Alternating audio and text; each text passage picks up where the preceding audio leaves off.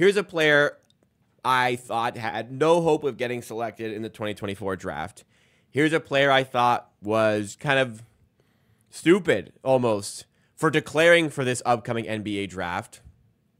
Here's a player that I thought should avoid the NBA draft because he's going to go undrafted, and that when he declared for the draft, I said, well, he's going to undeclare when no team wants him. And here we are today. Bronny James is going to stay in the NBA draft. So, with everything around the player, could he become an option for the Toronto Raptors? That's what we are going to answer here.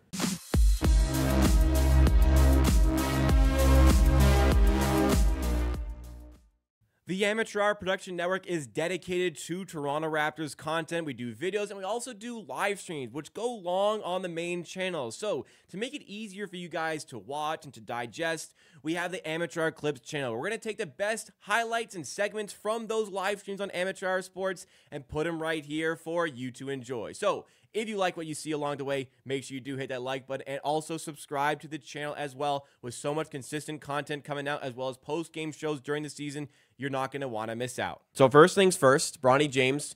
I think the most important thing here is that he's been medically cleared to play in the NBA. That's great news because he had the health concerns 9 months ago. I say health concerns. He had a heart attack. He went into cardiac arrest. I don't know if those are equal, but yeah, humongous injury scare less than a year ago, and now he's going to be entering the NBA. He's been involved heavily in the draft combine up front, and according to videos, according to reports, he has looked pretty damn good in the draft combine so far as well. So could he be an option at any point for the Toronto Raptors?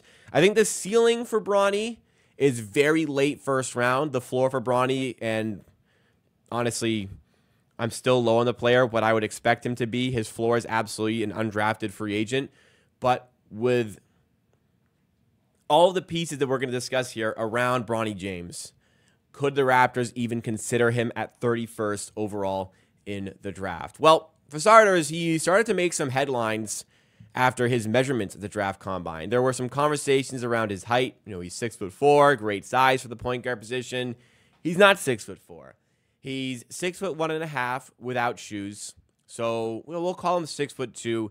If you want to stretch, maybe you can call him 6'3". But he's 6'1.5" without shoes. What is interesting is his wingspan. He's got a 6'7" wingspan. That's pretty interesting for the point guard position. That's some good length and allows him to play a little bit above his size for that role as a point guard, because Bronny definitely comes into this one as a more defensively driven player. That's his sort of claim to, well, that's not his claim to fame. His claim to fame is his last name and his father. But his claim to fame as a player is more so on the defensive end. And it's probably good that it's on the defensive end, because offensively, this is not a player you would even consider to get drafted. So here he's listed at 6'3". We'll see if that is adjusted here on Tankathon. But here's a guy who came off the bench all year, averaged less than 5 points per game on 36% shooting from the field. I don't know if you hear those sirens outside. Shot 36% from the field this season, has an effective field percentage of 43.8. I mean, that is disgustingly bad. It's got the 3 levels of weakness here on Tankathon. I think it should be 4. 43.8 is bad. A true shooting percentage of 47.2, just not good.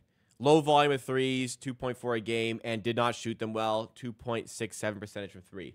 This has all the makings of a player who absolutely should not even be considered to be drafted in the upcoming draft class. And I just think it's so ludicrous that he's even considered here. Now, granted, any pushback on Bronny, if you have it, for his talent, you could say it was a bad situation in USC, and granted, you could argue that. Didn't have a great situation to play in with USC. Understandable. Maybe not the best fit for himself.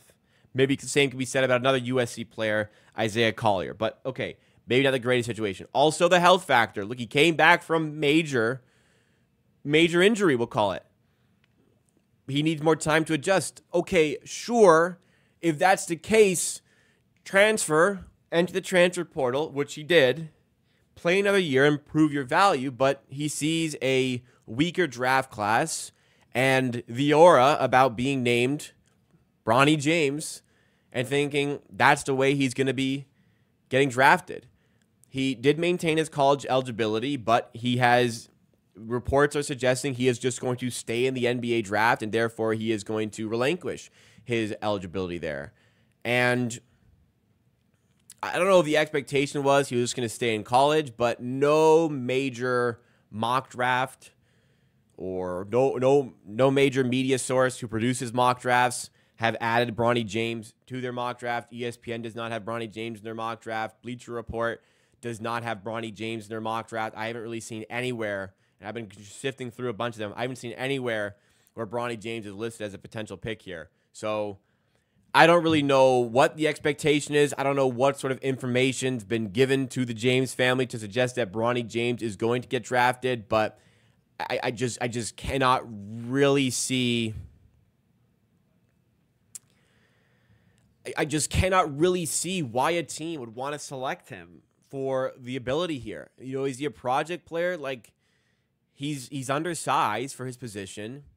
He's got the length, but not really the height to play the position very well in the NBA. So if he is a defensive threat, like, sure, maybe he could do it because of the length, but, you know, there's question marks even there.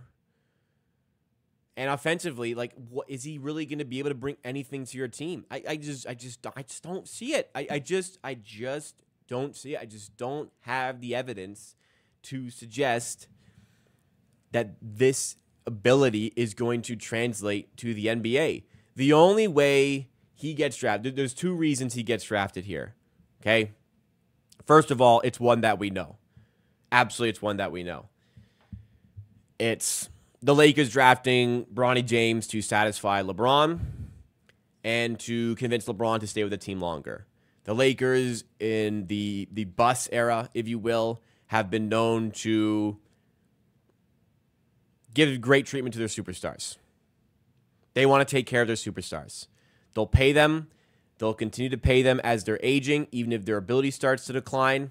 They want to take care of their superstars. They want to be that destination for superstars. And they want to satisfy LeBron James, who obviously brought a championship to the team as well, and draft his son, fulfill LeBron's dream to play with his son in the NBA. That is one of the reasons why Bronny James could be drafted into the NBA. But an interesting angle that I had not considered before seeing it here on Twitter, an interesting angle to be considered coming from Woj himself, is that some teams may be interested in drafting Bronny James because of the financial impact it could have, not on their NBA team, but their G League team. At the beginning of his career, he's going to pack G League arenas. There's going to be some amazing merchandise sales for those G League teams, and it's going to be an attractive player to watch in there. And that could convince a team that is in the late stages of the first round. These are the good teams who may want to bolster their G League team a little bit. This could be a reason to go with Bronny James in, you know, what we've seen as a lesser draft here, not as talented of a draft as we've seen in years past or will see in years future. So instead of trying to take a shot at talent, guarantee yourself guarantee yourself a financial impact for your G League team. Well, I can see that making a certain amount of sense. But the fact that the two main reasons I see Bronny James getting drafted being his father and being G League financial impact, it showcases that the ability as a basketball player clearly is not there. So I don't see any reason for the Raptors to want to draft this guy. The Raptors 905 is development pipeline to bring players into the NBA. You know, it's not a circus. It's not just there for financial impact. And I don't want to turn it into that. I think the Raptors should almost keep their dignity here. Draft the players that you want to work with and develop, not just because of his name and not just because of the fame and popularity around the player. And I think it would be pretty far against the Raptors' typical MO to go with a player like this. So for me, I don't really want them to go with Bronny at 31st. It wouldn't shock me necessarily, but I'm probably going to still maintain that I lean towards Bronny James going undrafted. However, with something like this, with the potential of LeBron signing for your team, perhaps a team in the late stage of the second round figures, what the hell, and just brings him into the team. But for the Raptors at 31st, that's too early for me to say, what the hell. Bring him in, bolster the 905. Maybe that attracts LeBron to sign for the team. I'm not so sure. Late second round, I can see it. Perhaps that's the opportunity in the middle stage of the second round for the Lakers to make that stab. We shall see. But it's not for me.